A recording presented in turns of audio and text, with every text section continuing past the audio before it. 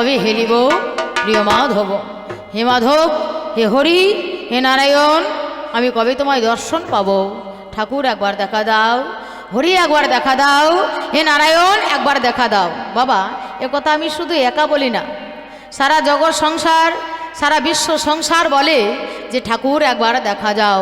তার দেখা পাওয়ার জন্য কত মণি, কত ঋষি, কত যোগী, কত তপস্বী তারা সংসার ত্যাগ করে, মায়া ত্যাগ করে, কোথায় পাহাড়ে গুহায় গিয়ে তপস্যা করে একমাত্র তার দর্শন পাওয়ার জন্য।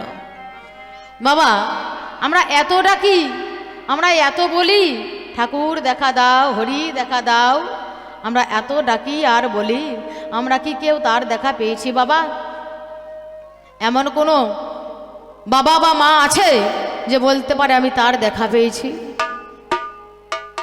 অবশেষে কেউ নেই, আমরা তার দেখা পাই না বাবা। এমনকি যদি বলি একবার ভগবান আমাকে স্বপ্নেও দেখা দাও, ভগবান একবার আমাদেরকে স্বপ্নেও দেখা দেয় না। স্বপ্ন আমরা অনেক দেখি, ঘুমের ঘরে আমরা বহু শত শত স্বপ্ন দেখি, কিন্তু স্বপ্নতে একবার ভগবানকে দেখতে পাই না। তা কেন দেখতে পাই না? না আমাদের ডাকটা ভালো হয় না, আমাদের ডাকটা ডাকের মতো হয় না, আমাদের ডাকটা তার কান পর্যন্ত পৌঁছাই না, তাইতে তার দেখা আমরা পাই না। সেইভাবে আমরা ডাকতে পারিনি, সেইভাবে ডাকতে পেরেছিল ভগবানের একজন শ্রেষ্ঠ ভক্ত, একজন আদর্শ ভক্ত, শ্রীমতী রাধারানী। মনে প্রাণ দিয়ে, জীবন যৌবন দিয়ে, আত্মবলিদান দিয়ে দেখেছিল এবং তার দেখা পেয়েছিল। সে হচ্ছে রাধারানী। একদিন ছোট্ট রাধারানী বাড়িতে বসে বসে খেলছে, খেলা করছে। খেলা কি? পুতুল খেলা করছে।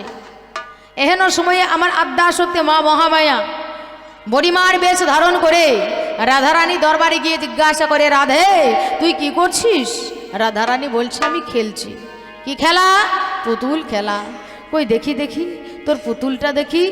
পুতুলটা হাতে দিয়েছে, পুতুলটা নাড়াচাড়া করছে আর বলছে, এ পুতুলে কথা বলতে পারে? বলে না। এ পুতুলে গান গাইতে পারে? বলে না। এ পুতুলে নাচ দেখাতে পারে? বলে তাই কখনো পারে? লক্ষ্য করে দেখো, এই পুতুলটা হলো মাটির পুতুল।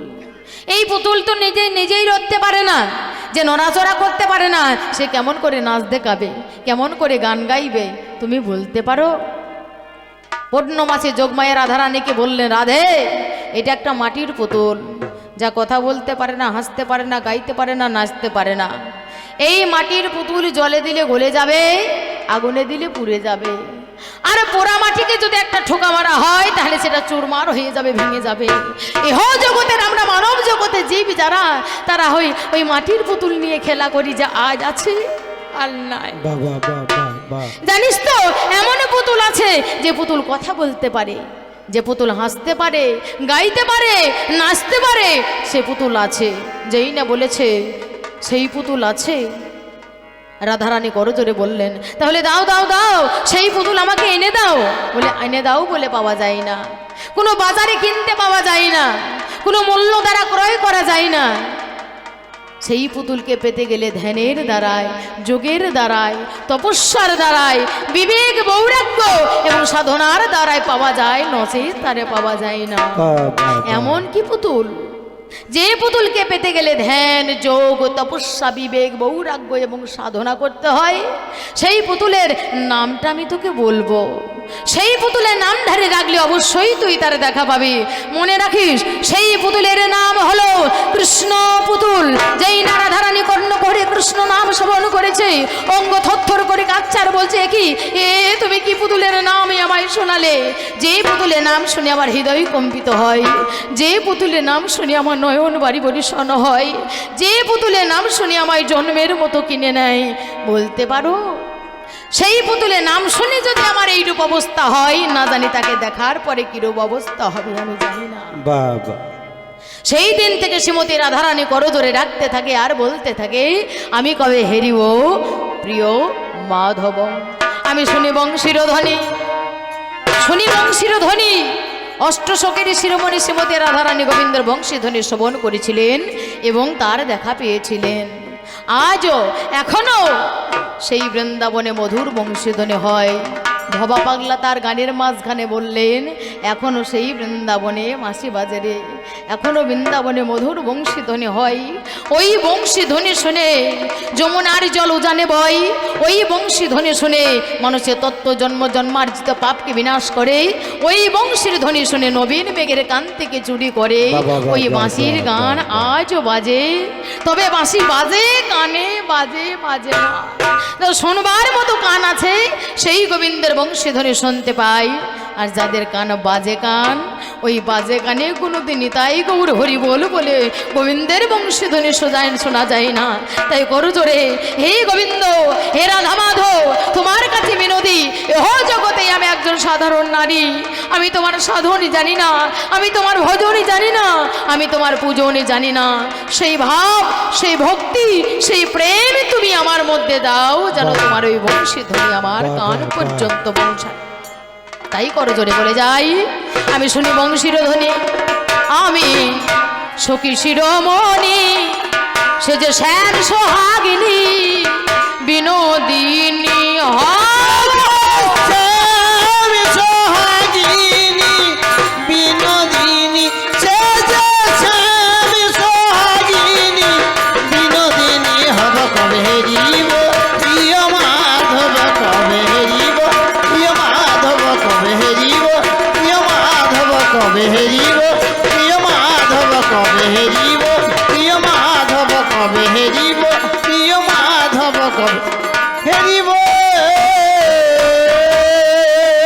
অশান্তির আগুনে অনন্ত দহনে। অশান্তির আগুন রাধারানী বাস করতেন যে ঘরে, সে ঘরে কোনোদিন শান্তি ছিল না। অশান্তির ঘরে, জটিলা কুটিলার ঘরে, জটিল মনে কুটিল দেহে কোনোদিন কৃষ্ণ সাধনা হয় না। জটিলা হলো শাশুড়ি, তার ক্ষমতা হচ্ছে বাঘের মতো। কুটিলা হলো ননদী, তার ক্ষমতা নাগের মতো, তা সাপের মতো। একটা বাঘ আর সাপের ঘরে একজন মানুষকে ভরে দিলে তার যেমন অবস্থা হয়, রাধারানীর অবস্থা ছিল ঠিক তাই।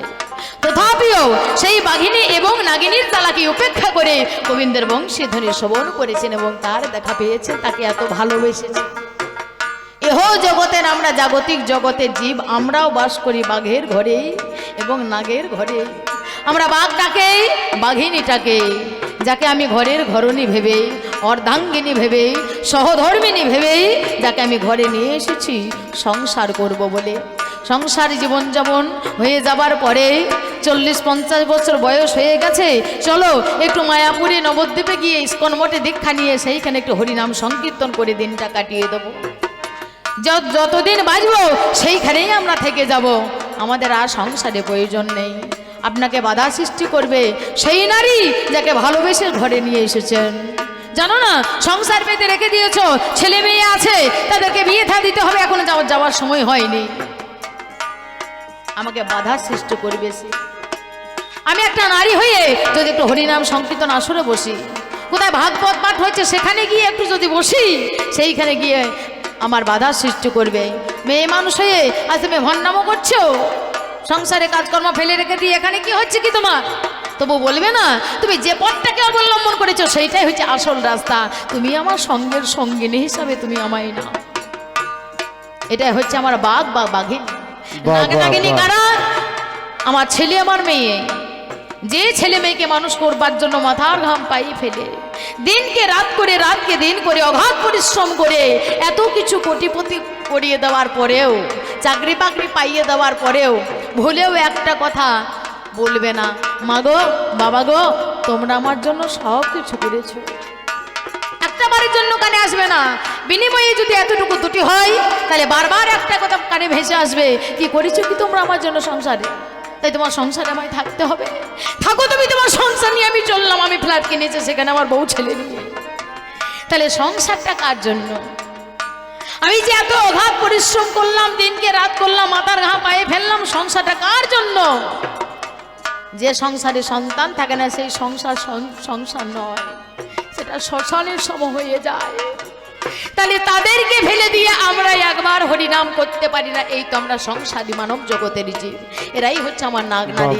এদের জ্বালাকে উপেক্ষা করে একবার কৃষ্ণ সাধনা করতে পারি না। তাই মহানে কলম দিল কি, অশান্তির আগুনে অনন্ত দহনে অনলে আনিছে অনঙ্গ সাধনে জটিলা রাধনে কুটিলার বাঁধনে আর জটিলা রাধনে কুটিলার বাঁধনে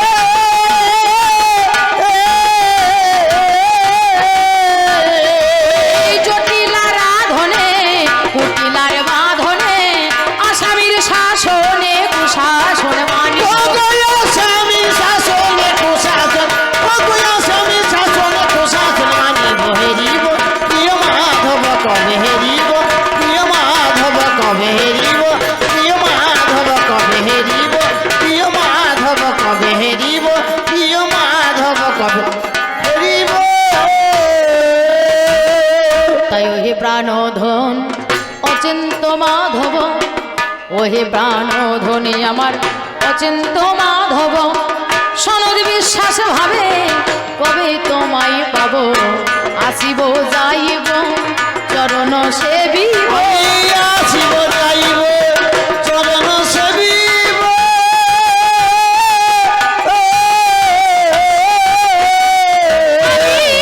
আসিব যাইব চরণ সেবিব নিত্য গোপী হব শ্রীরাধা আমি নিত্য কবি হব শ্রীরাধা আমি নিত্য কবি হব শ্রীরাধা বল্লভে হেরিব প্রিয় মাধবে কবে হেরিব প্রিয় মাধবে কবে হেরিব প্রিয় মাধবে কবে হেরিব প্রিয় মাধবে কবে হেরিব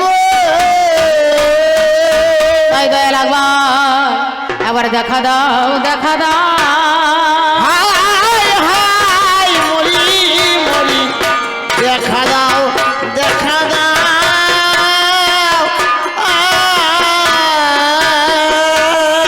হরি ওহে প্রাণে দয়াল হরি একবারই দেখা দাও দেখা দাও দেখা দাও আর মানব জনম সার্থক হবে একবারই দেখা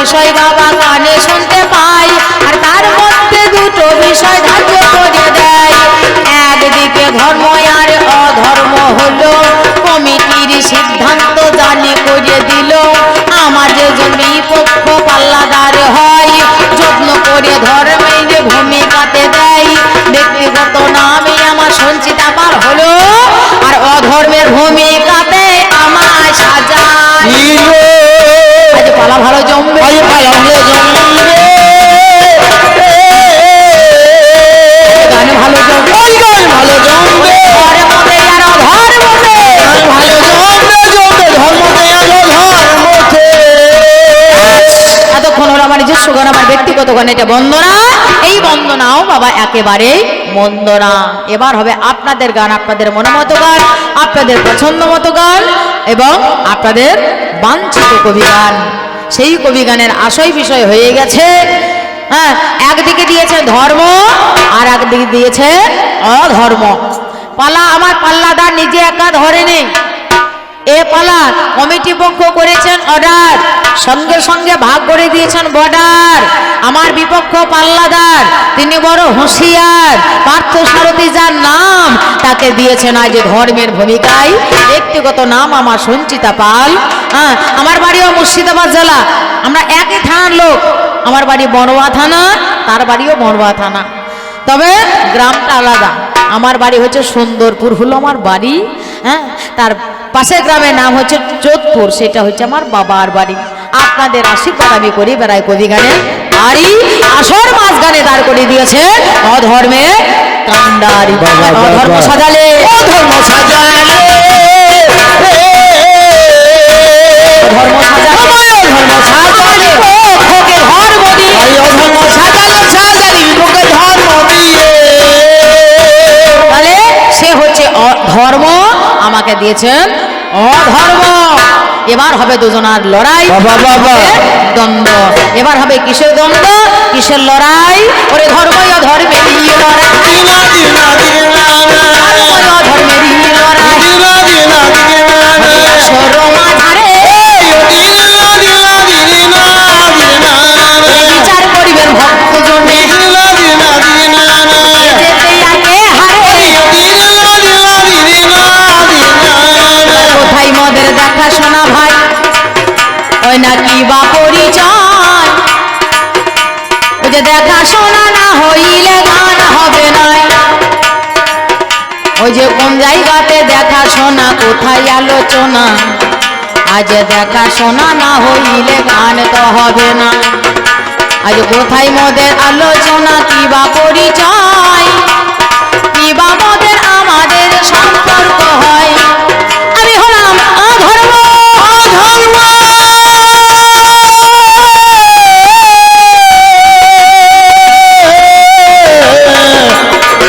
অধর্ম।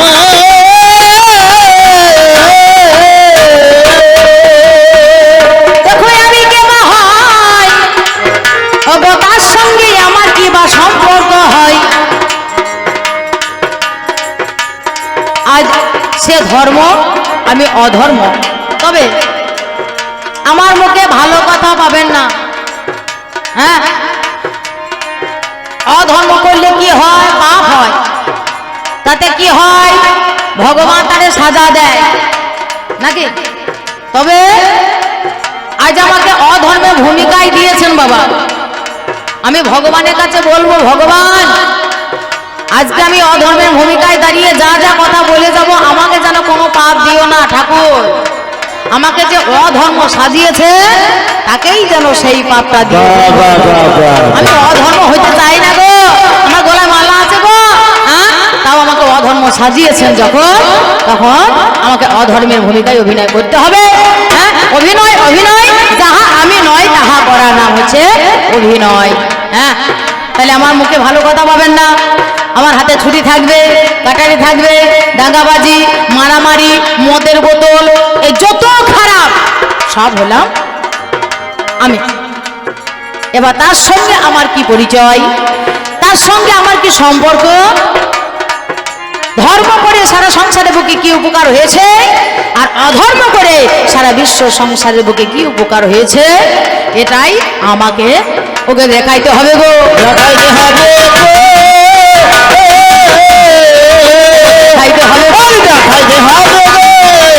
তাই বলে যাই আসর মাঝে, দেখাইতে হবে গো, হবে গো, বলে যায় আসরে মাঝে। তার সঙ্গে আমার কি বা ওগো সম্পর্কটা হয়।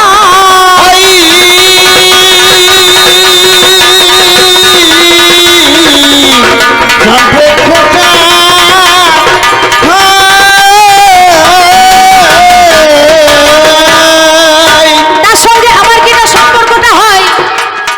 আচ্ছা, সে হচ্ছে আমার দাদা, আমি তাহার ভাই। সে হচ্ছে আমার আপন দাদা, আর আমি তার আপন ছোট ভাই, আমরা একবারে নিজের ভাই। বললো না, টাকাই তো নয়, খুঁজতো তো নয়, পিসতো তো নয়, জেতো তো নয়, মামাই তো নয়, পিসতো তো নয়, গাঁতো তো নয়, পাড়া তো নয়, আমরা বাবাই তো ভাই গো। বাবা তো ভাই গো, বাবাই তো ভাই গো। বাবা তো ভাই গো, তারা মা বলে গিয়েছে, বাবা তো ভাই গো, ভাই গো পালানো আমা বলে দিয়েছে।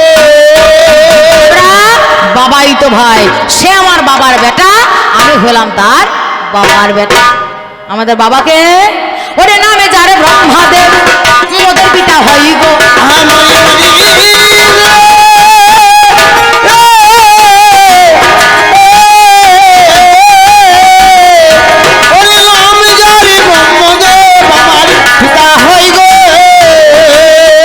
আগে সেই হলো ব্রহ্মা প্রথমে ছেলে, জানে অবিশ হই গো।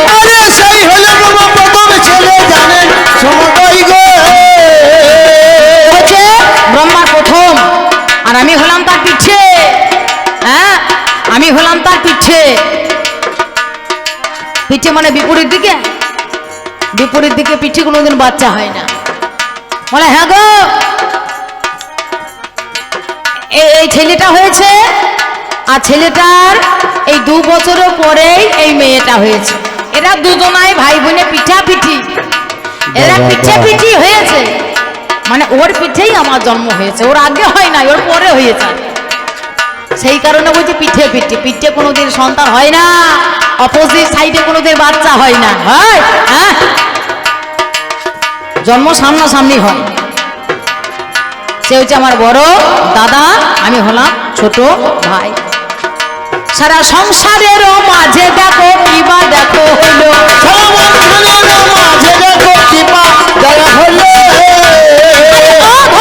দ্বারাই বিশ্বখানা সৃষ্টি হলো।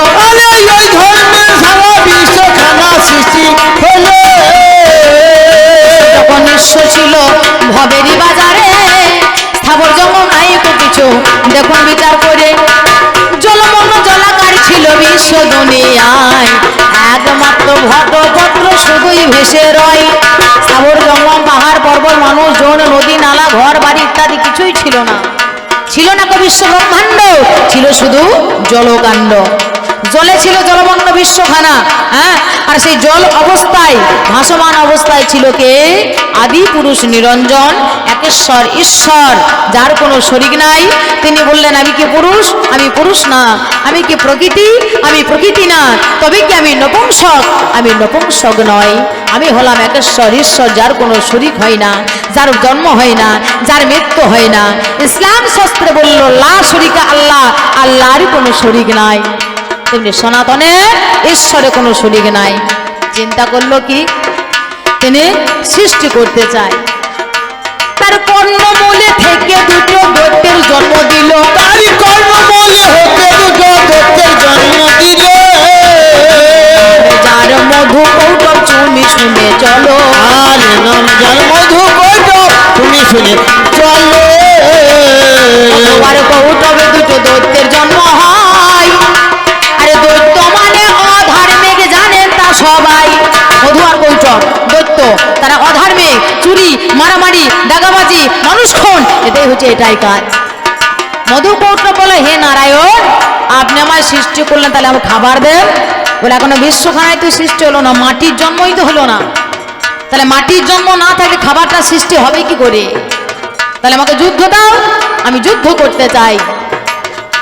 তখন নারায়ণ তার সঙ্গে মধু কৌটবে যুদ্ধ আরম্ভ হয়ে গেল। কতদিনে হতে কতদিনই যুদ্ধই আরম্ভিল।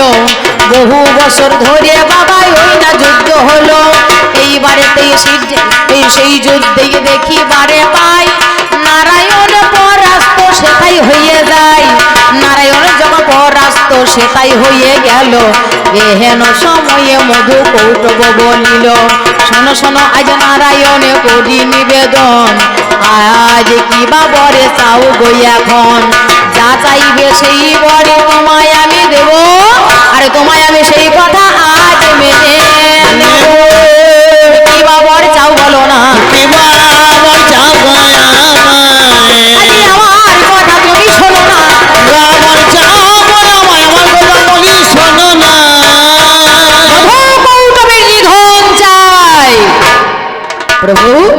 লড়াই হবে। এই বলে আবার আরম্ভ হলো যুদ্ধ। একদিকে নারায়ণ আর একদিকে মধু কৌটব। মধু কৌটবে নিধনের বর চেয়েছিল, অবশ্যই নারায়ণের হাতে মধু কৌটব দুই দত্ত সেদিন নিহত হয়েছে। নিহত হয়েছে নিহত হয়েছে, নিহত হয়েছে জলের উপরে ভেসে গিয়েছে। নিহত হয়েছে জলের উপরে ভেসে গিয়েছে। এরপর ভাসছে মধু কৌটব। তখন নারায়ণের কাছে মিনতি করলেন, আকুতি স্বরে মিনতি স্বরে প্রাণ যাই যাই অবস্থায় নারায়ণকে বলে, হে নারায়ণ, হে প্রভু, আমিও তোমার কাছে একটা বর চাই। নারায়ণ বলল, কি বর? না, আমি তোমায় বর দিয়েছি মধু কৌটবে নিধন। আমি তোমার কাছে প্রভু আমি বর চাই। তুমি বললে বিশ্বখানা এখন হয়নি কোনো সৃজন, আমার দ্বারাই যেন বিশ্বখানা সৃষ্টি হইব। বিশ্বখানা সৃষ্টি হইব, এই মেদিনীর জন্ম হইব, এই মেদিনী জন্ম হইব, মেদিনী থেকে হবে জন্ম, এই মেদিনী জন্ম হইব, মেদিনী হবে জন্ম। এই মেদ থেকে যেন মেদিনীখানা জন্ম হয়, আর সেই মেদিনী থেকে যেন বিশ্ব ব্রহ্মাণ্ডের জন্ম হয়। ওই বলিয়া বর দিয়ে দিল, এই বলিয়া বই দিয়ে দিল, কানে শুনতে পাই মধু কৌটবের নিধন হলো, বললে হারি তাহা থেকে আস্তে আস্তে মাটির জন্ম হলো। মেদ থেকে মাটির জন্ম হয়েছে জানি ভালো, তাইতে আমার পুরুত মশাই পুজো করতে যাই। মায়ের পূজা দেওয়ার পরে জানি যজ্ঞ হয়। এই যজ্ঞ করতে গেলে কি বা প্রয়োজন? মাটির মধ্যে যজ্ঞ হয় না গো এখন। সেই মাটির উপরেতে দেখো বালি দেবে, তার উপরে দেখো বাবা যজ্ঞ করতে হবে। সেই জন্য তোমার কাছে করি নিবেদন, মেদ থেকে মাটির হয়েছে সৃজন। এই জন্য যজ্ঞই আমার হবে না, হবে না। তাই বলি সময় আমার আজকে চাঁদের কন্যা, তাইতে বলি তোমার কাছে আরো বলে যাই। ইসলাম ধর্মের কথাই একটু বলে যাই, সনাতন ধর্মের কথাই আজও বলা গেল। ইসলাম ধর্মের মাঝখানে তাই বলেছে ভালো, ইসলাম ধর্মের মাঝখানেও সেই এই কথা বলেছে। স্বয়ং আল্লাহ তাআলা তিনি একা ছিলেন, যেমন ছিল সনাতনের মধ্যখানে। কিভাবে? শূন্যময় শূন্যাগারে ছিলেন কোথায়? একেশ্বরে। এক খুশি তার ভিতরে করিলেন বিরাজ।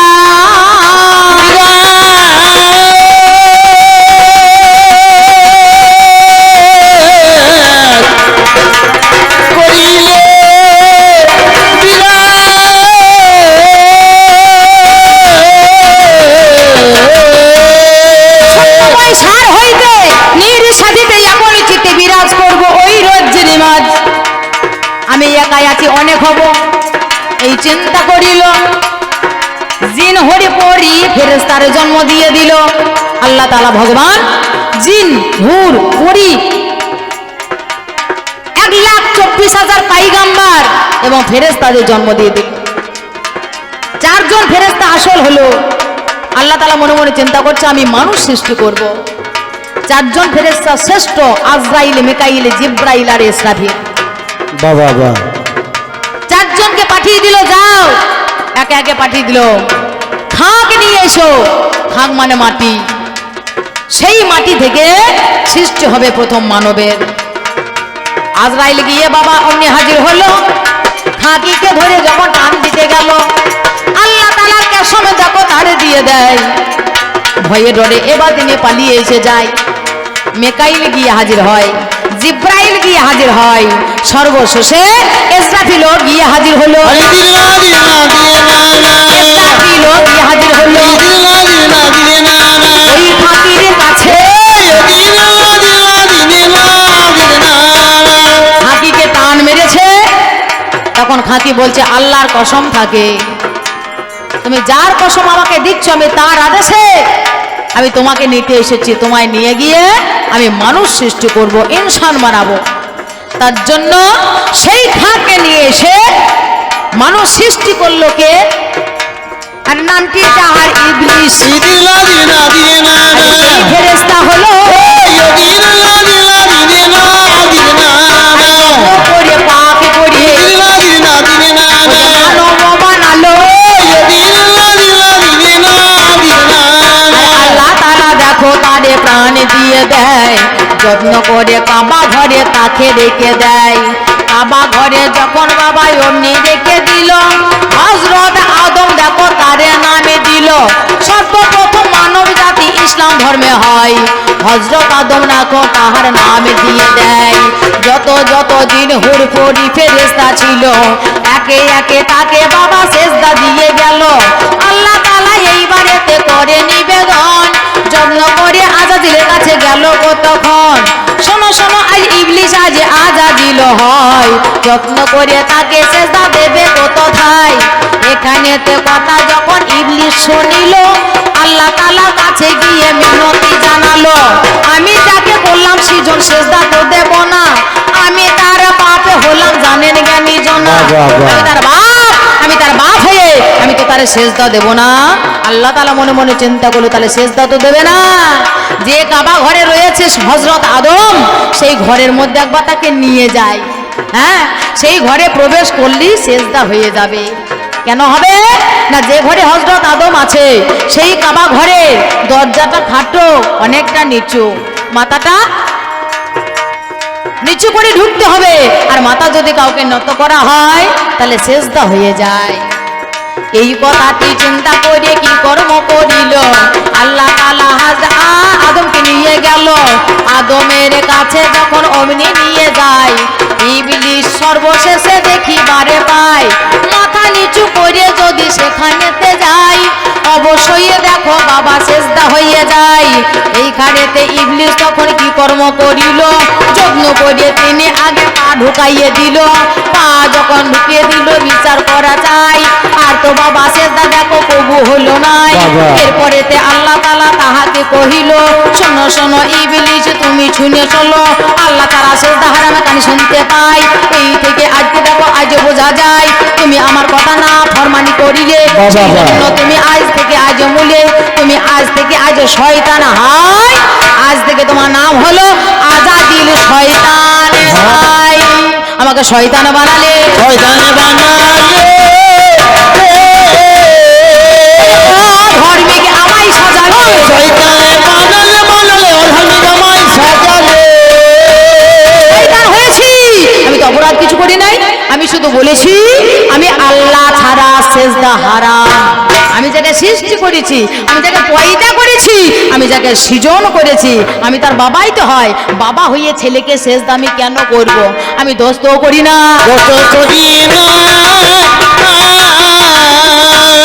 তাই অধর্মিক বই আমারে সাজায়,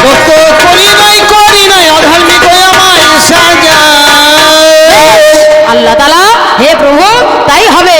আমি সারা বিশ্ব সংসারের বুকে আমি অধার্মিক আজাজিল শয়তান হয়েই রয়ে গেলাম। তবে আমাকে একটা বর দিতে হবে। কি বর?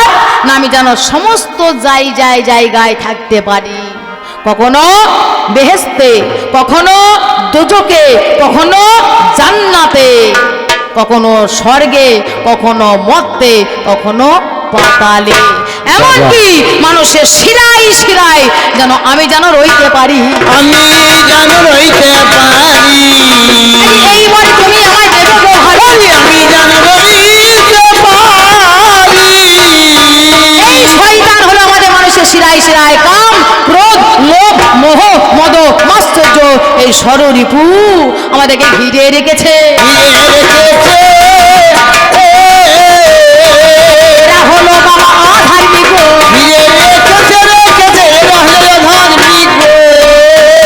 আরে কি বলিব ভাবের কথা, কি বলিব ভাবের কথা, আমি তোমায় বলে যা,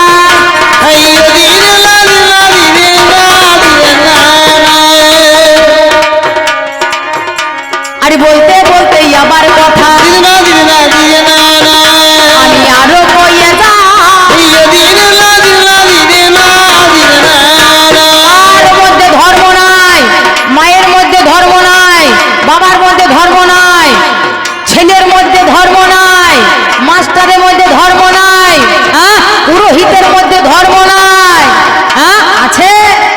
তোমরা মন্দিরে যাচ্ছ, তোমরা পুজো করছো, খুব মায়ের পূজা হচ্ছে মা। হ্যাঁ, মায়ের পুজো করছে কে? ঠাকুর মশাই পুরোহিত। আমার কথা কেউ রাগ করবেন না গো, এখানে ঠাকুর মশাই আছেন তো? আছেন, অবশ্যই থাকবেন, কিন্তু আপনাদের কথা বলছি না তো, আমার পাশে গ্রামে ওই ঠাকুরের কথা বলছি। হ্যাঁ, ঠাকুর মশাই পুজো করছে, পুজো করার পরে বলছে হ্যাঁ পুজো হয়ে গিয়েছে। হ্যাঁ, ঘর শান্তি লক্ষ্মী শান্তি, ঘর শান্তি লক্ষ্মী শান্তি, পুজো হয়েছে। শুধু ঘর শান্তি লক্ষ্মী শান্তিটাই কানে পড়ছে, আর কিছু পড়ছে। এবার হলো পুজো হয়ে যাওয়ার পরে বলছে এবার মায়ের শীতল হবে, এবার মায়ের শীতল হবে, দরজাটা একটু ভেজিয়ে দাও। দরজাটা ভেজে দিল, মায়ের শীতল হবে না, ভালো ভালো মাল যা আছে সব মাল পাচার হবে, পাচার হয়ে পুরোহিতে ঝুলাই যাবে। হ্যাঁ, দরজা যেই না ভেজে ভেজে দিয়েছে, সঙ্গে সঙ্গে শীতল দিচ্ছে। এটা কি কলা, এইটা আমার ঝোলা, মাল ঢুকে গেল। এটা কি বেল, ওটা মায়ের দিকে ফের। কাঁচা বেল যদি ঘরে নিয়ে যাওয়া হয়, গিন্নি বলে ঠুকে মেরে দেবে। হ্যাঁ, কাঁচা বেল ঘরে নিয়ে গেলে, এটা বেল, ওটা মায়ের পায়েই ফের। এটা কি, এটা এটা হচ্ছে মন্ডা, এটা নিয়েছ ঘরে, গিন্নি খেয়ে হবে ঠান্ডা। ভালো ভালো মাল হয়ে গেল পাচার, পাচার হয়ে যাবার পরে এইবার বলছে হ্যাঁ মায়ের শীতল হয়ে গিয়েছে, আর দরজাটা খোলো। দরজাটা খোলা হলো, এবার বলছে ঢাকি, এবার ঢাক ধরো, মায়ের আরতি হবে, আরতি আরতি করবে। আরতি করেছে, আবার ঘন্টাটা বাঁ হাতে না নিলে বাবা আরতি শুদ্ধ হবে না, ঘন্টা না বাজলে আরতি হবে না। আর ঘন্টা যখন বাজবে তখন ওই বুড়ো আঙুলটা একবার ঠেরো করে তুলে দেবে। আর ঘন্টা বাজছে, একটা পঞ্চবতীকে নিয়ে তার মায়ের দিকে ঠেকাইছে, বলছে যা করলাম করলাম, কাউকে যেন বলিস না, আর যদি বলিস তাহলে ছেক্কা দেবো, ছেক্কা দেবো, ছেক্কা দেবো, ছেক্কা দেবো, ছেক্কা দেবো। হ্যাঁ হ্যাঁ, এই তো হচ্ছে বাবা। মাগো যা হলো আমার ভাগে হলো, মাগো তোর ভাইয়েতে ঘন্টা হলো, তোর ভাইয়েতে ঘন্টা হলো,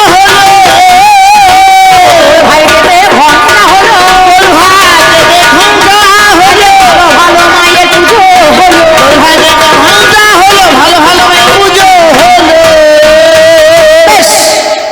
তুমি ধর্ম ভাই বলো, ধর্ম করে কোন জনা সুখে আছে?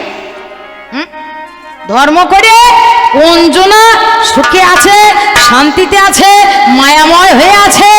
কে শান্তিতে আছে, কে ভালো আছে? তুমি একবার বলো। গত বছর এসেছিলাম, তার আগের বছর এসেছিলাম, ডেকেছিল, হয়তো ভালো লেগেছে, আবার এবছর আহ্বান করেছে, এসেছি। আসার সঙ্গে সঙ্গে এক কাকা বাবু গিয়ে বলছে মা এসেছো, ভালো আছো? আরে হ্যাঁ ভালো আছি। কাকা ভালো আছেন তো?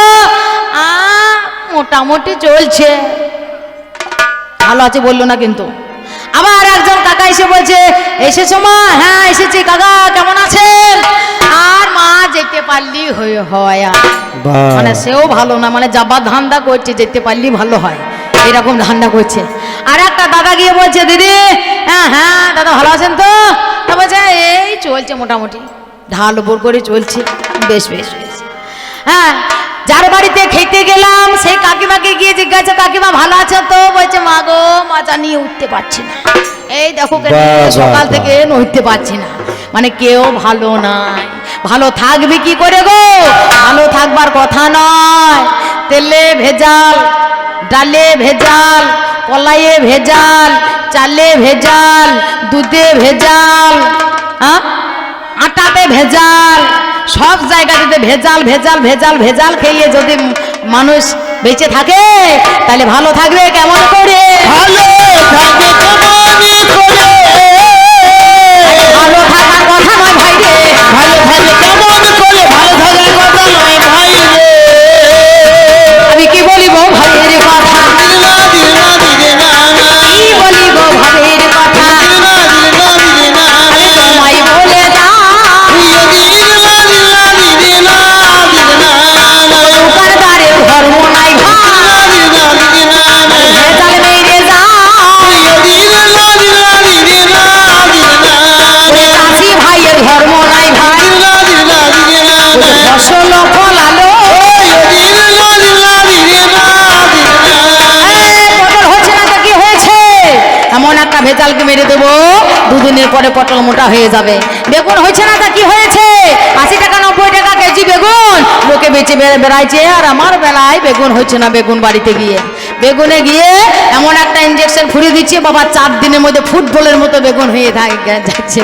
ওই রকম বেগুন খেয়ে যদি মানুষ বড় হয় তাহলে জীবনে ভালো থাকবে? হ্যাঁ, সকালবেলায় হবে ওই একটা করে গ্যাসের ট্যাবলেট না খেলে বাবা খাবার খাওয়া হবে না। হ্যাঁ, আগে ছিল কি র্যাম ট্যাগ, ফ্যান ট্যাগ, জিন ট্যাগ, ওই 1 টাকা বলা 2 টাকা বলা, এখন একবারে কাজ হবে না 1 টাকা 2 টাকাতে। হ্যাঁ, এখন বলছে অ্যাসিলো কার্ড দিতে, ওই 1 টাকা বলা মালে কাজ হচ্ছে না, 5 টাকা বলা অ্যাসিলো কার্ড দি খাচ্ছে, এই অ্যাসিলো কার্ড দিতেও আর কাজ হচ্ছে না। এবার বলছে এবার এক কাজ করো, এবার ওই ওমেস ডি দাও, তাতেও কাজ হচ্ছে না। তারপর বলছে প্যান 40 দাও, তাতেও কাজ হচ্ছে না, পেট আবার গুড়গুড় গুড়গুড় করছে। হ্যাঁ, এই তো তোমাদের ধর্মের যুগ। আজ কার মধ্যে ধর্ম নাই। আমি তোমার মুখে শুনতে পেলাম, আমি তোমার মুখে শুনতে পেলাম, আমাই বলে না চন্দ্রের মধ্যে ধর্ম আছে। শিশির দেখো চন্দ্র হতে সুধা ঝরে শিশির রূপেতে, শস্যের ভিতরে যাই ঈশ্বর মায়াতে। সেই চন্দ্রের মধ্যে ধর্ম দেখো নাই, একটুখানি বিচার তুমি বলে হারি যায়। একজন আর একটা বউ হইলে হয়ে যায়, চন্দ্রে বাবার একটা নয় দুটো তো নয়, 27টা বউ দেখো চন্দ্রে দেখো আছে। তারপরে ও চন্দ্র দেখো কি কর্ম করেছে। চন্দ্র দেখো আজ তিনি দেবতা হয়, দেবতাদের গুরুদেবে বৃহস্পতি হয়। এই বৃহস্পতি তার পত্নী তিনি কি করিল, আরে বৃহস্পতি স্ত্রীকে তিনি হরণ করিল। বৃহস্পতি স্ত্রী তারা, এই তারাকে গুরু পত্নীকে এই চন্দ্র হরণ করিল। চন্দ্র হরণ করি না, এই চন্দ্র হরণ করিল। চন্দ্র হরণ করি, ভালো ভালো তোমার ধর্ম ভালো, এই চন্দ্র হরণ করি, ভালো ভালো তোমার ধর্ম ভালো। সে পর্যন্ত গুরু পত্নী করণ করিল। তাহলে ধর্ম কারোর মধ্যে নাই নাই নাই। বলছে মায়েদের মধ্যে ধর্ম আছে, মায়েরা সিঁথিতে সিঁদুর পরে, হাতে লোহা পরে, হাতে শাখা পরে, হ্যাঁ, কান নাকে নাকছাবিয়া পরে, নাকের নথ পরে, কানের দুল পরে। এটা তো সোনা। হ্যাঁ, এই সোনার মধ্যেই আমি আছি, সোনার মধ্যেই আমি রয়েছি। মাই বলে ভেজা ছাই না হয় না গয়না, জানেন তা সবাই। নামে যার পরীক্ষিত তিনি রাজা হলো। কলির আরম্ভে দাপরের শেষে রাজা পরীক্ষিত, সেই রাজা পরীক্ষিত তার কাছে কলি রাজা গিয়ে হাজির হলো। কলি রাজা পরীক্ষিতের কাছে কতগুলো স্থান চাইল, বলে আমি কোথায় কোথায় থাকবো? তুমি থাকবে মদ্যশালায়, আরে তুমি থাকবে সংশোধনাগারে, আজ তুমি থাকবে মন্দিরেতে, তুমি থাকবে মসজিদেতে। তোমায় বলে যাই কিছু কিছু জায়গা দেখো আমায় দিয়ে দেয়। তারপরেতে এত কিছু স্থান দিয়ে দিল। তারপরেতে কলি রাজায় অমেনি বলিল, শোনো শোনো মহারাজ, আমি তোমায় বলে যাই আর একটা ভালো জায়গায় আমায় দেখো চাই। হ্যাঁ, আমাকে জায়গা তো অনেক দিলে, তবে আর একটা জায়গা আমি চাই। বলে কোথায়? আমি সোনার মধ্যে থাকবো। সোনার মধ্যে থাকিব, ভেজাল ছাড়া হয় না সোনা। আমি সোনার মধ্যে থাকবো, হয় না সোনা। সোনা, সেই সোনা যদি গহনা করে পড়তে যায় তাহলে সেই সোনা বেঁকে একবার ধেনুক হয়ে যাবে বাবা। হ্যাঁ, তার জন্য তাকে ভেজাল দিতে হবে। তারপরে হাতের গহনা তৈরি হবে, কানের গহনা তৈরি হবে, হ্যাঁ, সোনার হার তৈরি হবে। ভেজাল না দিলে হবে না। আমি হলাম সেই সোনার গহনা।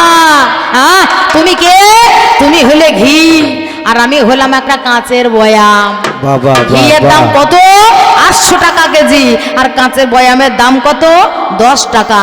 ওই কাঁচের বয়ামটা যদি না থাকে তাহলে তুমি থাকবে কোথায়? থাকবে কোথায়? থাকবে তুমি থাকবে কোথায়? ওই আমার মধ্যে রয়েছে তুমি। থাকবে কোথায়? কোথায় আমার মধ্যে রয়েছো তুমি? তোমার দাঁড়াবার জায়গা না, তোমার থাকবার জায়গা না, একমাত্র আমি আছি বলে আমার মধ্যে তুমি আছো। আমাদের দেখাশোনা হয়ে গেছে, আমাকে চলা বলার পথে কিছু দাবি বা জিজ্ঞাসা রেখেছে। জিজ্ঞাসা রেখেছে, জিজ্ঞাসা রেখেছে, জিজ্ঞাসা রেখেছে, বলিতে বলিতে বলে গিয়েছে। জিজ্ঞাসা রেখেছে, রেখেছে, বলতে বলতে বলে গিয়েছে। ওই আমার পাল্লাদার, আমি তোমায় বলে যা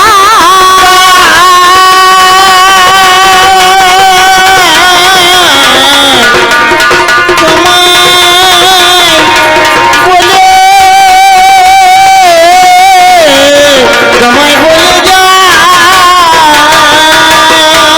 তুমি হলে জঙ্গি, ওগো তোমার ধর্ম নাই। তুমি হলে জঙ্গি, তোমার ধর্ম নাই। হ্যাঁ, কত জায়গায় কত যুদ্ধ তুমি করছো। লালকেল্লায় যে বোমা বিস্ফোরণ করলে সেই জায়গায় কতজন শহীদ হলো, কত প্রাণী মারা গেল, কত ছেলে বাবা মারা গেল, কত বাবা ছেলে মারা গেল, কতজন হাহাকার করলো, কত মা সন্তান হারা হলো। তুমি অপরাধ করলে, এত বড় অপরাধ করে বলো সারা সংসারের বুকে তুমি তুমি কি ভালো কাজ করলে? এটা কি ভালো কাজ হয়েছে? শোনো পাল্লাদার, আজকে তুমি সেই লালকেল্লার কথা তুলতে যেও না। আজকে সংসারে যে আগুন ধরা ধরিয়ে গিয়েছে, আর তুমি আসরে মাঝখানে আগুন ধরাইও না। হ্যাঁ, আর যদি আমি খানিক আগুনের মধ্যে ঘি ফেলে দিয়ে যাই তাহলে মা টেনে ছাড়ে না।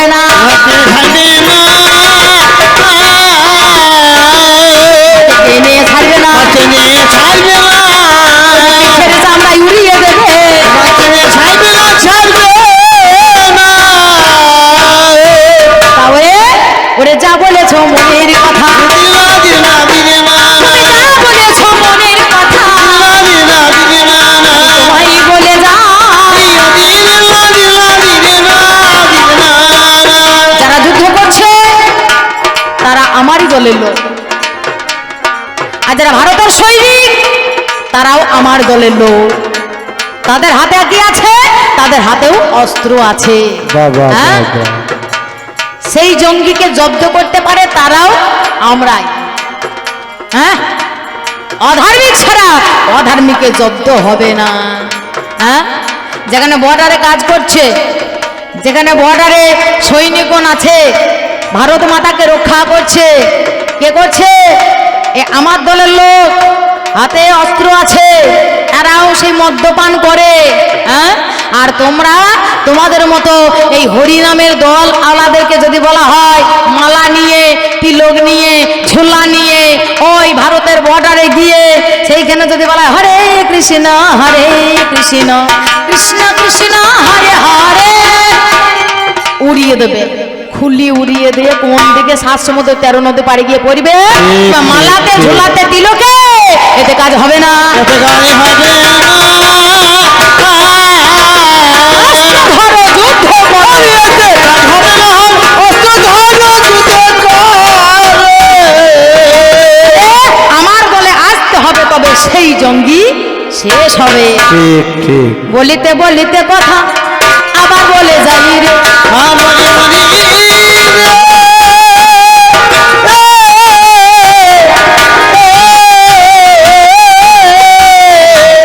আর বলিতে বলিতে কথাই আবার বলে যাই রে। তোমার মুখে আরো কথা কানে শুনতে পাই রে। আরে আমার মুখে আরো কথা কানে শুনতে চাই রে। আমি হলাম ধর্ম ভাই, আমার মন্ত্র রয়। আমি হলাম ধর্ম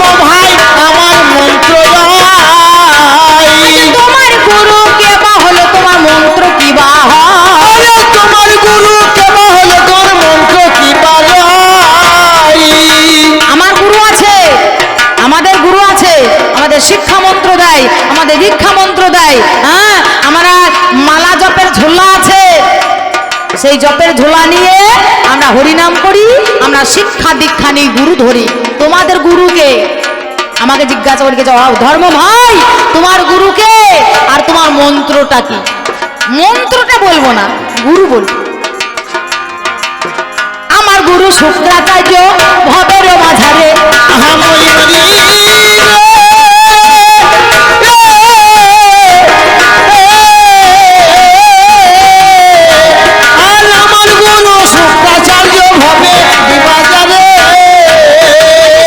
সংসারের মুখে দেখো আমায় দিল মরে।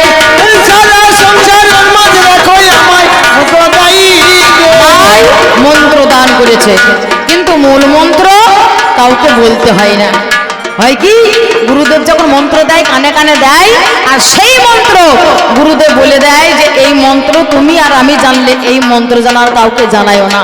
যদি সিঙ্গেল মন্ত্র হয় তাহলে তোমাকে একা দেবে, আর যদি যুগল মন্ত্র হয় স্বামী স্ত্রী থাকবে আর গুরুদেব থাকবে, আর কেউ থাকবে না। তাহলে সেই মন্ত্র কি বলো বলে আমার বলতে হবে? তবে আছে, তুমি যেমন বললে আমার মন্ত্র আছে, আমারও মন্ত্র আছে। আমার গুরুদেব তিনি হচ্ছে শুক্রাচার্য, আমাকে যে মন্ত্র দীক্ষা দিয়েছে সেই মন্ত্র অবশ্যই আমার কাছে আছে। হ্যাঁ, তোমাদের গুরুদেব মন্ত্র দেয়, একজন গুরুদেব মন্ত্র দিয়েছে জানেন? হ্যাঁ, মন্ত্র দিয়েছে, শিক্ষা দিয়েছে, দীক্ষা দিয়েছে। দীক্ষা মন্ত্র এদের আবার আলাদা, আর শিক্ষা মন্ত্রও আলাদা। হ্যাঁ, এরপর বলছে এই ঝোলার ভেতরে হাতটা ভরে দিয়ে সেইখানে মন্ত্র জপ করবে, গুরুদেব বলে দিয়েছে। আর গুরুদেব ঘরে চলে গিয়েছে, একদিন জপ করলো, দুদিন জপ করলো, 3 দিনের বলছে আমাকে ভালো লাগে না, হ্যাঁ আমাকে ভালো লাগছে না। সে বাবা গজে তোলায় আছে। 1 বছর পর গুরুদেব এসেছে বাড়িতে। হ্যাঁ, 1 বছর পর গুরুদেব বাড়িতে আসার পরে বলছে বাবা তোমার জপের ঝোলাটা নিয়ে এসো। হ্যাঁ, জপের ঝোলা মানে হাতে হাত কোটা ভরে দেবে, আঙুলটাকে ঠাড়ো করে রেখে দেবে, ওই দক্ষিণ হস্তে তর্জনী আঙুলটা বার করে রেখে দেবে। জপের ঝোলাটা নিয়ে এসেছে, গুরুদেব সামনে আসন করেছে, নিজে তার সামনে আসন করে এইবার ঝোলার মধ্যে যেই না হাত ভরে দিয়েছে, বাবা ভ্রমরের বাসা করেছিল ঝোলার ভিতরে। বাবার কাছে যদি ঝোলা না হাত ভরা হয় তাহলে ভ্রমণের ভাষা করবে না। হ্যাঁ, এইবার মোটা মোটা কালো ভ্রমণের বাসা করেছে, আর যেই না হাত ভরে দিয়েছে সঙ্গে সঙ্গে মাল যেমন পেরেছে, যে যেমন পেরেছে, যেমন খুশি ভোজ ভাগ করে খাচ্ছে আরম্ভ করে দিয়েছে। এইবার কিন্তু এর জ্বালা সহ্য করতে পারছে না, হাতটাও বার করতে পারছে না, আর এত জ্বালা জ্বলছে, সঙ্গে সঙ্গে টস টস করে একবার ঝরঝর করে কাঁদছে। গুরুদেব মনে মনে চিন্তা করছে, আহা আমার এমন ভক্ত আর কোনোদিন দেখি নাই গো, হ্যাঁ যে কৃষ্ণ নাম করতে গিয়ে অধর নয়নে নয়ন বাড়ি পরিশন করে, এমন ভক্ত কোনোদিন আমার দেখি নাই। আমার বাবা হাজার হাজার ভক্ত আছে, কিন্তু এমন ভক্ত কোনো ভক্তই দেখে নাই। হবে না? হ্যাঁ, ভ্রমর যদি পিছন থেকে চিমটি কেটে দেয়, ফুরিয়ে দেয়, আপনার আপনি ঝরঝর করে ওই নয়ন বাড়ি পরিশন হবে। এইরকমই ভক্ত তো দেখিবারে পাই, গুরুদেব এলে বাবা ধর্ম করতে যাই। আমি কি বলিব এ ভাবের কথা, শনিবারে পাই ওরে বলিতে বলিতে কথা আমায় বলে যাই। আরে শোনো বলি পাল্লাদার বলে হারি যায়, আমি আরো কথা তোমার মুখেই আমি শুনতে চাই। আমার জিজ্ঞাসা রেখেছে, জিজ্ঞাসা রেখেছে,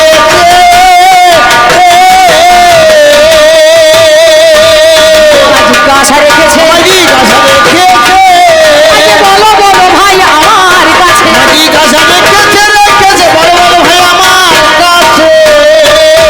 শোনো শোনো গো ভাই, আমি দেখিবারে পাই আর এমন কোন ব্যক্তি আছে জীবনে ধর্ম করে নাই। এমন কোন ব্যক্তি আছে কোনদিন সে ধর্ম করে নাই, হরি নাম বলে নাই? এমন কোন ব্যক্তি আছে? নাম ছিল দস্যু রত্নাকর, তিনি বলে গেছে। সেই রত্নাকরের দ্বারাই কিন্তু রামায়ণ সৃষ্টি হয়েছে। সত্যের পর তখন ত্রেতা যুগের মাঝখানে ভগবান আসবে। সত্য যুগে নারায়ণ ছিল, এই সত্য যখন চলে গেল, সত্য যুগে পরমায়ু কত? 17,28,000 বছর সত্যের পরমায়ু। সত্য যখন চলে গেল, আর এইবারে ব্রহ্মা তিনি চিন্তা করে যায়, আজ তেতা যুগে ভগবান আসবে ভরাই, আজ সেই ভগবানে যখন তেতা যুগে আসিবে, আজ রাম রূপে ধারণ করে দেখো জন্ম নেবে, রামায়ণকে রচনা করিবে। চিন্তা করিল দেবতার গণ, তারা ব্রহ্মাকে বলিল, এখানে তো ব্রহ্মা তাদের করে নিবেদন, এমন কোন দোষ আছে দেখো নয় নয়ন, এই বিশ্ব ব্রহ্মাণ্ড ঘুরে সারা ভুবন ঘুরে দেখো কোন দোষ আছে যে জীবনে কোনোদিন ভালো কাজ করে নাই, পাপ ছাড়া অন্যায় ছাড়া কোনোদিন ভালো কাজ করে নাই, সেই দোষর দ্বারাই হবে রামায়ণ রচনা। রামায়ণ রচনা করবার জন্য তো সেই দিন দেবতা কোন পাঠাই দেয় নাই ব্রহ্মা, যে যাও কোন সাধু আছে, কোন বৈষ্ণব আছে, কোন পণ্ডিত আছে, সেই সাধুকে নিয়ে এসো, সেই সাধু রামায়ণ রচনা করবে। বলেনি, বলেছিল দস্যু তুই একমাত্র রামায়ণ রচনা করতে পারবে।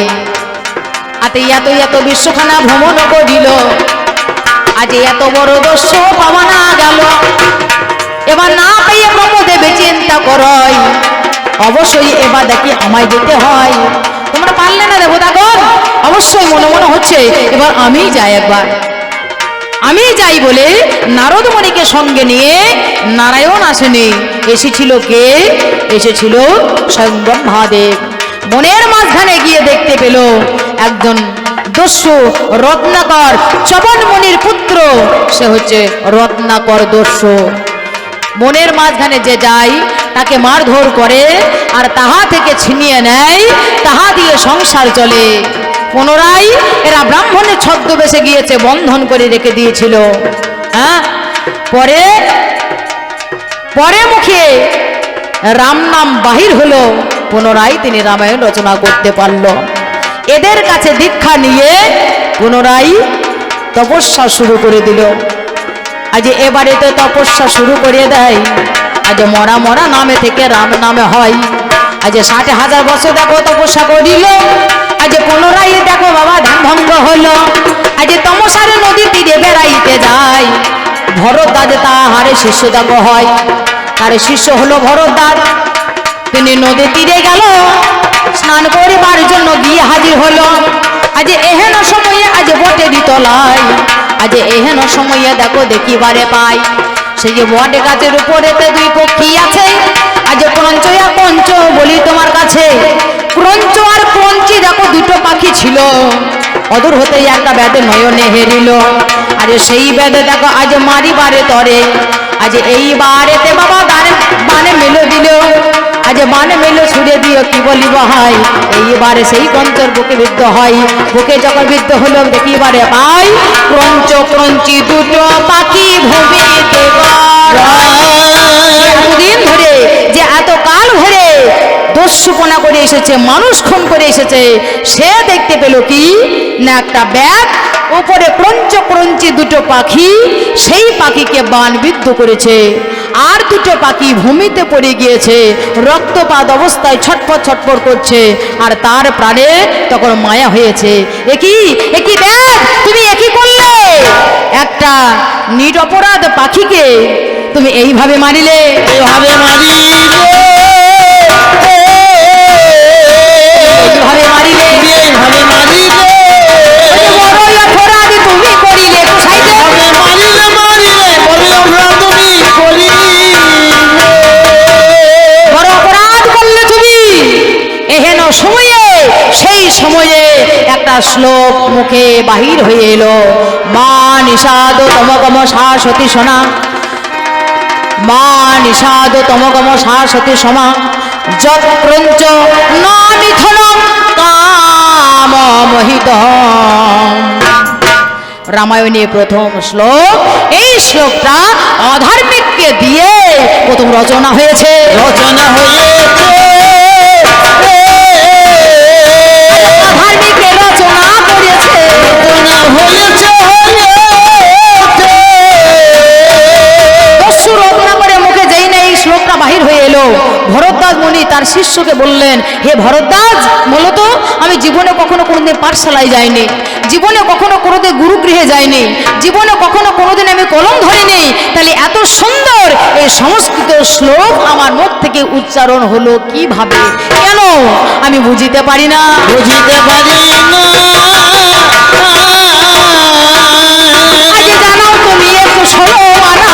বুঝিতে পারি না, জানো একটু শোনো না। হেন সময়ে ব্রহ্মা দেখো করে নিবেদন, আজ ব্রহ্মা দৈব বাণী সেটাই দিল গো। এখন ব্রহ্মা তখন দৈব বাণী দিল যে, হে রত্নাকর দস্যু, আজ থেকে তুমি হলে বাল্মীকি মুনি, আজ থেকে তুমি হলে মুনি বাল্মীকিতে পরিণত হলে। আজ থেকে তোমার করি নিবেদন, আজ রামায়ণ খানা করোনা সৃজন। আজ কোথায় হইতে দেখো বাবা কি কর্ম করিল, আরে যেই না তিনি বাবা কলম ধরে নিল। আজ শ্লোকের পর শ্লোক দেখো উচ্চারণ হয়, 24,000 শ্লোক রামায়ণে তিনি লেখাই লিখে যায়। জীবনে কখনো কোনোদিন পাঠশালায় যায় নাই, এই রত্নাকরের দ্বারাই রামায়ণে লেখা হয়। রামের জন্ম হবার 60,000 বছর আগে রামায়ণ লিখেছে। রামায়ণ লিখেছে। সাধু লাগে না এই অধার্মিকে, রামায়ণ লিখেছে, সাধু নয় এই অধার্মিকেই লিখেছে। এই জায়গায় দাঁড়িয়ে আমাকে জিজ্ঞাসা করেছে, এই রত্নাকর ছাড়াও এমন কে আছে জীবনে কখনো কোনোদিন ধর্ম করে নাই? কি বলিব ভবের কথা, দিনা দিনা দিনা কি বলিব তোমায় কথা, তোমায় বলে নামটি যাহার হয় অজামিন, নামটি যাহার হয় অজামিন, সত্য যুগের কথা হয় রত্নাকরের মতো দেখো অজামিল দস্যু ছিল। চার ছেলে তার ছিল, তুমি শুনে চলো। চারটে ছেলে অজামিলের, শেষের ছেলে নাম হয়েছে নারায়ণ। জীবনে কোনোদিন ভালো কাজ করে নাই, দস্যুপনা করে, মারামারি করে, চুরি ছিনতাই করে রত্নাকরের মতো দিন যাপন করত। অবশেষে একদিন মরার সময়ে স্বয়ং যমরাজা এসে হাজির হয়ে গেল। এহেন সময়ে যমরাজা যখন নিয়ে যেতে যায়, যখন দুধ গঙ্গা জল মুখে দিচ্ছে, সেই সময়ে বলেছে, নারায়ণ বাবা একবার আমার সামনে আয়, তোকে একবার নয়ন ভরে দেখি। সে নারায়ণকে ডাকে নাই, নিজে ছেলেকে ডেকেছে। আরে অন্তর্যামী নারায়ণ কানে শুনতে পাই, নারায়ণ সম্মুখেতে আসিয়া দাঁড়ায়। না দেখো নারায়ণ সম্মুখে হাজির হলো, নয়ন মিলে সেই না চোখে দর্শন করিল। তারপরেতে প্রাণ বাবা অমনি বেড়ে যায়, প্রাণ যখন বাহির হলো কি বলিব হাই। একদিকেতে দেবদূত এসে হাজির হলো, দেবদূত এসে দেখো নিয়ে যেতে গেল। এইবারে যমদূত সম্মুখে দাঁড়ায়, এইবারে তাদের বলে নিয়োজন করাই, কোথায় তোমরা নিয়ে যাবে তবে বলো গই আমারে, আমার দলে লোক বটে দেখো বিচার করে। যমদূত বলে শোনো শোনো গো তাই, জীবনে পুণ্য দেখো কোনো করে নাই, আর জীবনে কখনো কোনোদিন দেখো পুণ্য করে নাই। আজ কেমন করে তোমাদের দলে বলো নাই আমায়। দেবদূতরা বলছে, শোনো জীবনে কখনো কোনোদিন পুণ্য করে নাই, চুরি মারামারি রাহাজানি করে কাটিয়ে এসেছে, কখনো কোনোদিন হরিনাম কৃষ্ণ নাম করে নাই। শেষের বেলায় তোমাদের খাতাটা খুলে দেখো, খাতা খুলে দেখো, একটা কলম লেখা আছে নারায়ণ। একবার সামনে এসে দাঁড়া, আমি একবার নয়ন ভরে দেখি। ছেলেকে দেখেছে, নারায়ণ লেখাই আছে, এ আমার দলে, এ আমার দলে। দেবতার দূত বললেন, এ তোমাদের দলে হতে পারে না, গেল কোথায়? ওরে স্বর্গের মধ্যে প্রস্থান করলো। স্বর্গের মধ্যে প্রস্থান করিল, ওরে সশরীরে স্বর্গে গেল। স্বর্গের মধ্যে প্রস্থান করলো, সশরীরে স্বর্গে গেল। স্বর্গে স্বর্গে প্রস্থান করলেন তিনি হচ্ছে এই অজামিল। বলিতে বলিতে কথা আবার বলে যা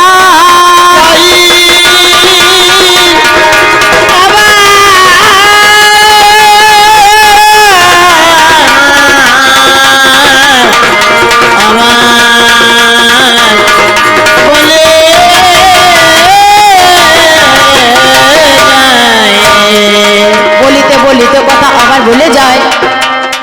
আজ আমাদের ধর্মদাতা কি ধর্ম হয়? আমরা যেমন ধর্ম করি গো, মালা নেই, তিলক নেই, ঝোলা নেই, ভিক্ষা করি, লোকের দ্বারে দ্বারে যাই। আমাদের ধর্ম হচ্ছে এটাই, ভিক্ষাই আমাদের শিক্ষা। ভিক্ষা না করলে মানুষের অহংকার দূরীভূত হয় না, এতে আমাদের শিক্ষা হয়। মানুষের যখন মন্ত্র দেয় তখন মনের পবিত্রতা আসে। এটা একে বলছে ধর্ম। বলো অধর্ম ভাই কোনটাকে তুমি অধর্ম বললে?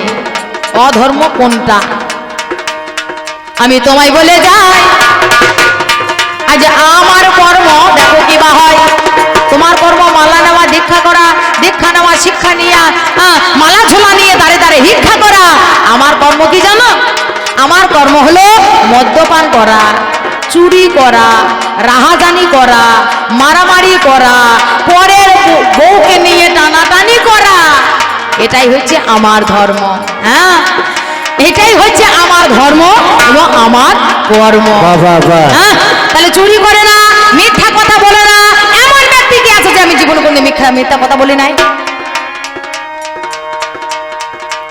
বুকে হাত দিয়ে কেউ বলতে পারবে না, বলবে কিন্তু বুকে হৃৎপিণ্ডে হাত দিয়ে কেউ বলতে পারবে না আমি জীবনে কোনো মিথ্যা কথা বলে নাই। মানে সে আমার দলে। হ্যাঁ, সবাই আমার দলের মান, সবাই, কেউ তোমার দলে নাই। হ্যাঁ, ভিক্ষা করতে যায় দাঁড়ে দাঁড়ে ভিক্ষা করা নয়, সংসারকে আলাদা করবা ধান্দা। হ্যাঁ, জানেন বেটা ভাত দেয় না, সে সর্বশেষে মালা ঝোলা নিয়ে, তিলক নিয়ে দাঁড়ে দাঁড়ে ভিক্ষা করতে গিয়েছে। হরে কৃষ্ণ, একটা বয়স্ক মেয়ে জানেন, হরে কৃষ্ণ। আর বাড়ির ছোট বউ সে কিন্তু ভিক্ষা দিতে এসেছে। হ্যাঁ, মুখটা হচ্ছে মলিন বদন। হ্যাঁ, আর এ ভিখারি মনে মনে চিন্তা করছে এর মনে শান্তি নাই, মজা কেমন করে লাগাইতে হয় দেখুন একবার। হ্যাঁ, যেই না ভিক্ষা দিয়ে দিয়েছে, ভিক্ষা দেওয়ার পরে বলছে মা শাশুড়ি ভালোবাসে তো। আর যেই না বলেছে, হ্যাঁ, সঙ্গে সঙ্গে বৌমা বাবা ঠুলিয়ে উঠেছে। হ্যাঁ, আর কি বলবো মা, আমরা তিন যা, বড় যা, মেজো যা, শাশুড়ি যেন নয়নের মণি, আর আমি যেন বান থেকে ভেসে এসেছি, আমি যেন কেউ নয়। কি বলবো মা, আর সে আরম্ভ হয়ে লেগেছে। হ্যাঁ, বিশাল আরম্ভ হয়ে গিয়েছে। যেই না একটা লতা পেয়েছে, সেই লতাকে জড়িয়ে দিয়ে বলেই যায়, মনের কথা বলেই যায়। হ্যাঁ, এই সময়ে এ বুড়ি মনে মনে চিন্তা করছে এই সুযোগ চলে গেলে আর হবে না। হ্যাঁ, তখন আবার হরে কৃষ্ণ করে কথা ঠুকচার বলছে। হ্যাঁ, তাহলে মাঝে মাঝে ঠকে দিস, বেশি বেশি বাড়বাড়ি করবে, মাঝে মাঝে ঠুকে দিস। আর যেই না ঠুকে দেবে, শাশুড়িকে যদি ঠুকে দেয় তাহলে বড় যা এসে বলবে এই তোমাকে মারলি, মেজো যা এসে বলবে এই তুই মারলি। ঘরের এই বা ছেলেগুলো এসে বাবা এই আরম্ভ হয়ে যাবে ঝামেলা, ঝগড়া হইতে হইতে মারামারি, হাতাহাতি হবে, হাতাহাতি হইতে হইতে লাঠালাঠি হবে, আর লাঠালাঠি হইতে হইতে সংসার আলাদা হয়ে যাবে। এক মুষ্টি ভিক্ষা পাচ্ছি, হ্যাঁ, চারটে সংসার হয়ে যাবে। আমি 4 মুঠি ভিক্ষা পাবো,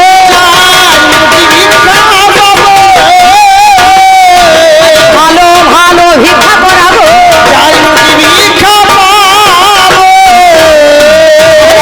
ভালো তোমার ভিক্ষা করা ধর্ম, ভালো তোমার ধর্ম। তাইলে বলো না, যত আছে মালাধারী, যত আছে ঝোলাধারী, যত আছে টিকিধারী, সে বেটা বদের ধারী। আহা রে, কি তোমার ধর্ম রে। আমার দলে এসো, অন্যায় করো, পাপ করো, স্বর্গে যাও, বেহেশতে যাও। নাম যা নিজামুদ্দিন আউলিয়া, ইসলাম ধর্মে মাঝখানে সে সারা জীবন পাপ করে এলো, অন্যায় করে এলো, 52টা খুন করে এলো। 52টা খুন করার পরে আল্লাহ তাআলা দৈব বাণী দিচ্ছে, তোর জীবনে শান্তি নাই, তুই কখনো কোনোদিন বেহেশত বা স্বর্গ পাবি না। হ্যাঁ, তখন নিজামুদ্দিন আউলিয়া তখন মনে মনে চিন্তা করছে, তাহলে কি করে আমি বেহেশত পাবো, কি করে আমি স্বর্গ পাবো বলে চিন্তা করছে। আল্লাহ তাআলা গায়েবী আওয়াজ দিয়ে বলছে, অর্থাৎ দৈববাণী দিয়ে বলছে, শোন, এই মরা গাছের গোড়ায় বসে থাকবে, এই মরা গাছে যদি কোনোদিন ফুল ফোটে তাহলে সেই দিন তুমি স্বর্গে যাবে, সেই দিন তুমি বেহেশত পাবে। তোমায় বলে নিজামুদ্দিন আউলিয়া বসে গাছতলা কবে ফুটবে মরা গাছে ফুল, কবে ফুটবে মরা গাছে ফুল, এই বলে বসে আছে। আর বসে থাকতে থাকতে অদূর হতে লক্ষ্য করলেন একটা বাদশার মেয়ে মারা গিয়েছে, একটা বাদশার মেয়ে মারা গিয়েছে। দলবল সবাই এসে ওই কবরস্থানায় মাটি হবে, অবশেষে মাটি খুঁড়িয়ে তাকে কবর দিয়ে দেওয়া হলো। সব সচকে দর্শন করছে। কবর দেওয়ার পরে ওই বাচ্চার মেয়েটা একজনের সঙ্গে প্রেম বা ভালোবাসা ছিল। পুনর সেই ছেলেটা মনে মনে চিন্তা করছে, আমি এতদিন ধরে তার সঙ্গে মেলামেশা করলাম, তাকে আমি জীবনে একদিন তাকে সঙ্গিনী হিসাবে তার সঙ্গ লাভ করতে পারলাম না। আমার মনে বড় ইচ্ছা, আমি তার সঙ্গে করব মিলন, আমি তাহার সাথে করব মিলন, এই বলিয়া কবর থেকে তুলে দেখো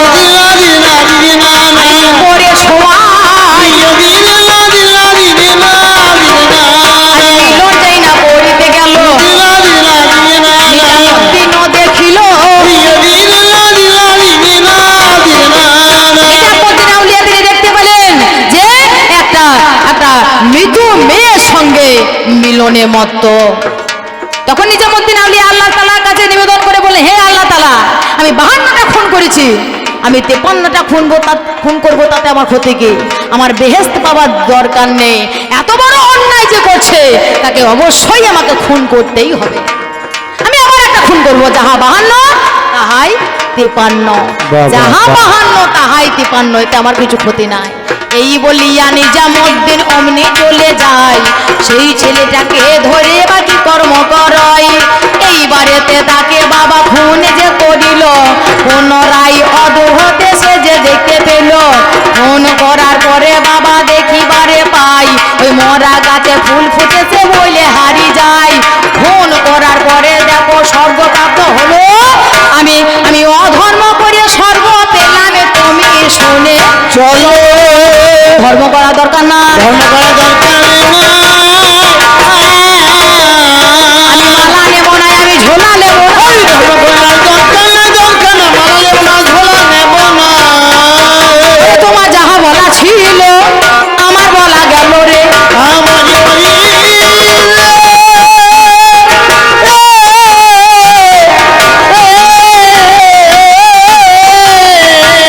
আমি তোমার যাহা বলা ছিল আমার বলা গেল রে। আমি ভাবের কথা তোমার কাছে কিছু জিজ্ঞাসিব ভালো রে, আমি ভাবের কথা তোমার কাছে কিছু জিজ্ঞাসিব ভালো রে।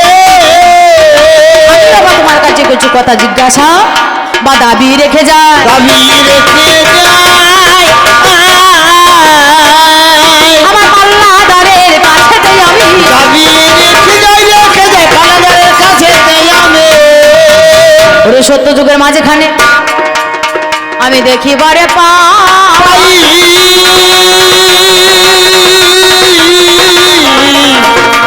দেখি পারে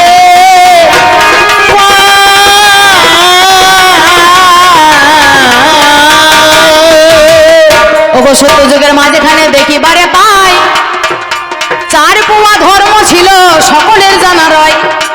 সত্য যুগে 4 পোয়া ধর্ম ছিল।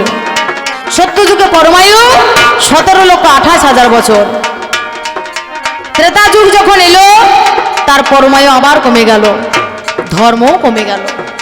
পরমায়ু কত হলো? 12,96,000 বছর। ধর্ম কত হলো? 1 পা কমে গিয়ে 3 পা ধর্ম হলো। মানে ধর্ম কমতে কমতে আছে। এবার তারপর আর এই দাপর যুগের মাঝখানে দেখি বারে পাই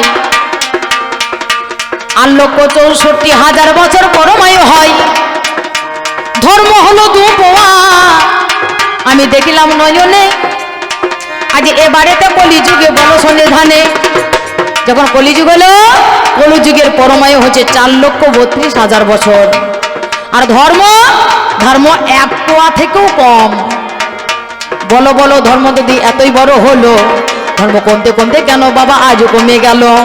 আজ 4 পোয়া থেকে বাবা হাফ পোয়া হয়, আরে কেন তোমার ধর্ম আজই এত কমে যায়? কেন কমে গেল গো?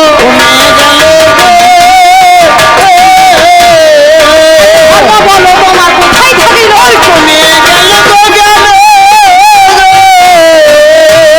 আমি দ্বিতীয় নাম্বারের দাবি, দ্বিতীয় নাম্বারের দাবি তোমায় দিয়ে যায়। মানুষ ধর্ম মানুষ আমরা, তোমাদের কত ধর্ম হয়? হিন্দু ধর্ম, বৌদ্ধ ধর্ম আর জৈন ধর্ম হলো।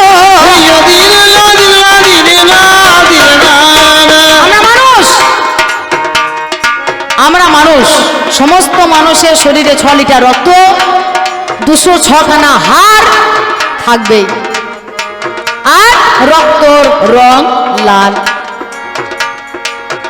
তারপর ধর্ম তোমরা ভাগাভাগি করেছো। এ বলছে আমি হিন্দু ধর্মের লোক, ও বলছে আমি মুসলিম ধর্মের লোক, ও বলছে আমি শিখ ধর্মের লোক, ও বলছে আমি ইহুদি ধর্মের লোক, ও বলছে আমি পার্সি ধর্মের লোক। বলো ধর্মের এত ভাগ কেন? আর ধর্মের থেকে আবার ভাগ, হ্যাঁ, হিন্দুর মধ্যে আবার বলছে আমি ব্রাহ্মণ, এ বলছে আমি কায়স্থ, এ বলছে আমি ক্ষত্রিয়, এ বলছে আমি বৈশ্য, এ বলছে আমি শূদ্র। এ ধর্মের এত ভাগ, এ ধর্ম নিয়ে এত হানাহানি কিসে? ইসলাম ধর্মের মাঝখানে দেখতে পেলাম এ বলছে আমি চৌধুরী, এ বলছে আমি মিয়া, এ বলছে আমি শেখ। এর কারণটা কি? ধর্ম নিয়ে এত হানাহানি কেন বা হলো? ধর্মের গোষ্ঠী বেচা গেল,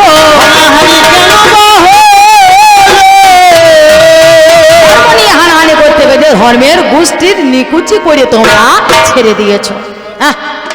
আমি 3য় নাম্বারের দাবি আবার বলে যাই, আজ ধর্ম যদি বড় হলো বলো নাই আমায়, নাম যার ধর্মরাজে কি বলিব ধন, ধর্মের পায়ে গোদ হয়েছিল এখন, এমনকি অধর্ম ধর্মরাজা করিল, আরে যাই কারণে ধর্মরাজার পায়ে গোদ হইল। এমনকি অধর্ম করেছিল, সেই অধর্ম না করলে তো পায়ে তার গোদ হইতো না। সে ধর্ম, সেও কিন্তু আমার দলের লোক, যার জন্য তার পায়ে গোদ হয়েছিল। কিসের জন্য তার পায়ে গোদ হলো গো? পায়ে গোদ হলো জানতে বড় ইচ্ছা হলো, পায়ে গোদ হলো গো জানতে বড় ইচ্ছা হলো। ওরে নামে যার বলি রাজা, শত যুগের কথা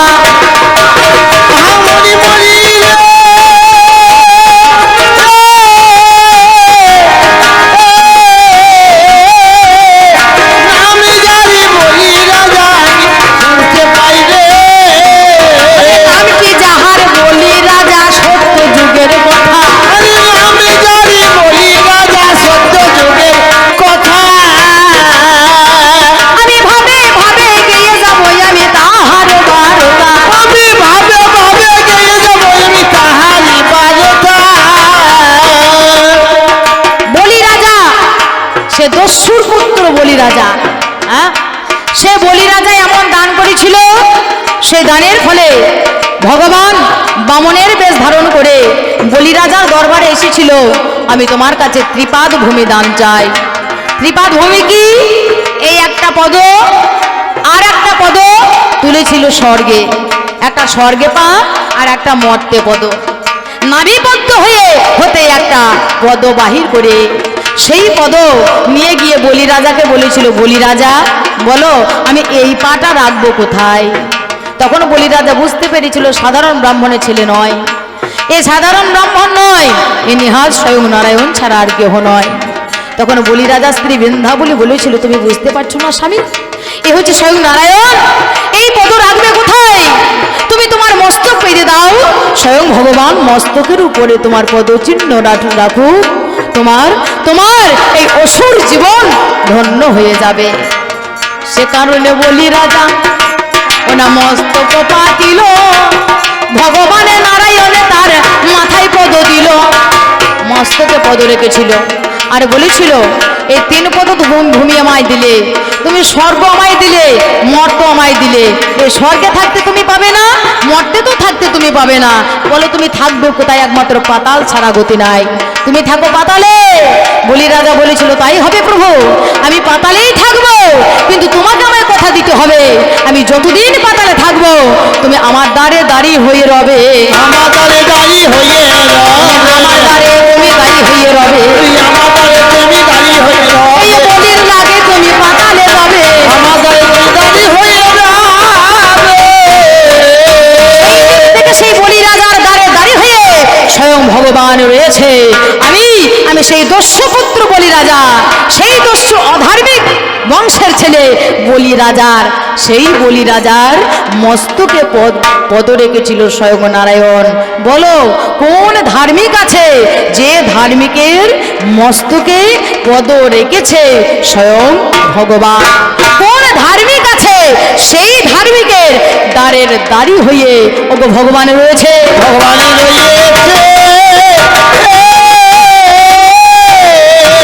ভগবান রয়েছে, ভগবানের অধার্মিকের দ্বারে দাঁড়ি হয়ে আছে, ভগবানের দাঁড়িয়ে হয়ে আছে। এই কটা দাবি আমি তোমার প্রতি রেখে গেলাম। হে আমার ধর্ম ভাই, তুমি দেখিয়ে দাও ধর্ম তোমার কোথায়, আমি পরের পালায় এসে বলে যাব অধর্ম কি, অধর্ম কোথায়, অধর্ম কিভাবে হয়। আমি এইখানে রাখিলাম, এইখানে রাখি